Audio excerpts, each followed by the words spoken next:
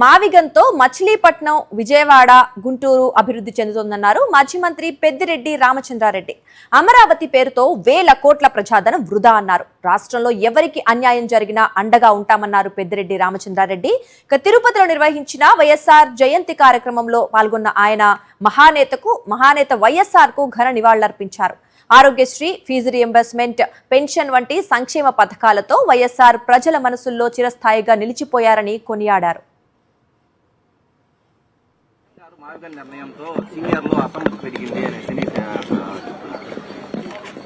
ఎవరు చంద్రబాబు చెప్తాడా?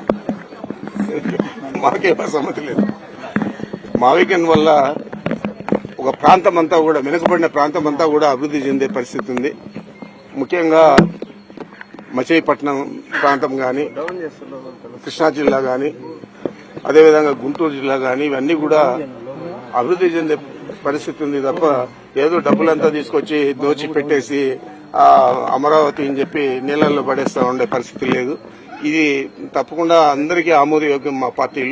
మా పార్టీలోనే కాదు, ప్రజలకు కూడా ఆమోదయోగ్యంగా ఉందని చెప్పి నేను తెలియజేస్తా ఉన్నాను. చాలా మంది పార్టీ కూడా మారే పరిస్థితిలో ఉన్నారు. ఈ మావిగన్ చెప్పలేకపోతున్నారని చెప్పి అవన్నీ పిచ్చి ప్రేలాపణలు చంద్రబాబు నాయుడు వారి కోటరీ చేసేటి తప్ప మా పార్టీలో అలాంటి అసమ్మతి గానీ ఇంకోటి గానీ ఏది కూడా లేదు. కృష్ణారావణ ఇలాంటి వాళ్ళని వెనకేసుకొస్తున్నారని చెప్పి కూడా చెప్తున్నారు. రావణ్ అనే అతను మా పార్టీకి సంబంధించిన వాడు కాదు. ఆయన ప్రశ్నించింది పవన్ కళ్యాణ్. మరి ఏ విధంగా మేము ఆయన తీసుకొచ్చి ఇక్కడ మాట్లాడించాము? మేము మాట్లాడలేదు కదా. అదేవిధంగా ఎవరైనా ఒకరిని టార్గెట్ చేసి చంపేస్తే వాడు క్రిమినల్, వాడికి ఎందుకు సపోర్ట్ చేస్తారని అడగచ్చా చంద్రబాబు నాయుడు, పవన్ కళ్యాణ్? మరి అదే విధంగానే కదా విజయవాడలో చంపేసి బూడిద కూడా దొరకకుండా వాళ్ళ తల్లికి చేసి ఇతను క్రిమినల్ అని చెప్పి మాట్లాడడం సబబేనా? మరి ఇలాంటివన్నీ కూడా తెలుగుదేశం పార్టీకి, జనసేన పార్టీకి వాళ్ళకి చెల్లుతాయి తప్ప మేము ఎప్పుడు కూడా క్రిమినల్స్ ప్రోత్సహించడం లేదు. ఏదైనా న్యాయబద్ధంగా ఉండే వాళ్ళకి సపోర్ట్ చేస్తాం, ఏదైనా అన్యాయం జరిగిన వాళ్ళకి సపోర్ట్ చేస్తాం. అది తప్పంటే చంద్రబాబు నాయుడు ఏం చెప్తే అది మీరందరూ ఊకుంటారా, నేను ఊకుంటాను. దివంగత ముఖ్యమంత్రి ప్రీతమ నాయకుడు శ్రీ వైఎస్ రాజశేఖర రెడ్డి గారి 77వ జయంతి మనమందరూ కూడా గుర్తుంచుకోవాల్సింది. చరిత్రలో వారు ప్రపంచంలో ఏ దేశంలో గాని, మన భారతదేశంలో ఏ రాష్ట్రంలో గాని లేనప్పుడు ఆరోగ్యశ్రీని తీసుకొచ్చాడు. ఆరోగ్యశ్రీ ద్వారా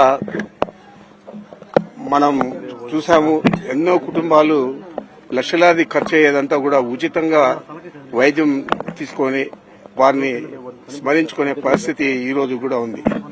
అదేవిధంగా పేద పిల్లలందరికీ కూడా ఫీజు రియంబర్స్మెంట్ పెట్టి దానికి లిమిట్ లేకుండా ఉచితంగా విద్యను చదువుకునే అవకాశం ఇచ్చి ఈ రోజు పేద పిల్లలందరూ కూడా దేశ విదేశాల్లో అంతా కూడా స్థిరపడి ఉద్యోగాలు చేస్తున్నారంటే అది కేవలం రాజశేఖర రెడ్డి గారు ఇచ్చిన వరం అని చెప్పి నేను తెలియజేస్తా ఉన్నాను.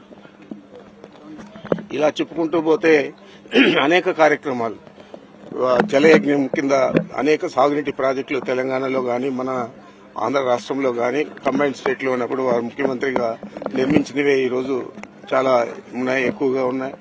మరి అనేక రకాల సేవలు అందించారు. ఆ రోజు ప్రప్రథమంగా పెన్షన్లు కూడా పెంచి ఇవ్వడం జరిగింది. మరి ఇవన్నీ కూడా ఆయన ఆ రోజు దేనికి కూడా లిమిట్ పెట్టకుండా లిమిట్లెస్ గా ఎంతమంది అర్హులుంటే అంతమందికి ఇచ్చారు. ఈ రోజు ఇందిరమ్మ ఇండ్లు, కాలనీలన్నీ కూడా పెద్ద పెద్ద కాలనీలు. ఈ జిల్లాలోనే నాకు ఇచ్చిన కాలనీ ఈ జిల్లాలో ఎక్కడ కూడా అంత పెద్ద కాలనీ లేదు. దాదాపు 9,000 ఇండ్లు పీలేరు పట్టణంలో ఆ రోజు ఇవ్వడం జరిగింది. మరి ఈ విధంగా ఆయన ప్రతిదీ కూడా ఎంతో ప్రజలకు ఉపయోగపడే విధంగా పనిచేశారు. అందుకే ఈరోజు అందరూ కూడా రాజశేఖర రెడ్డి చనిపోయి ఇన్ని సంవత్సరాలైనా కూడా ఈ రోజు కూడా ప్రతి కుటుంబం ఆయన కలుసుకునే పరిస్థితి రాష్ట్రంలో ఉందని చెప్పి తెలియజేస్తా ఉన్నాం.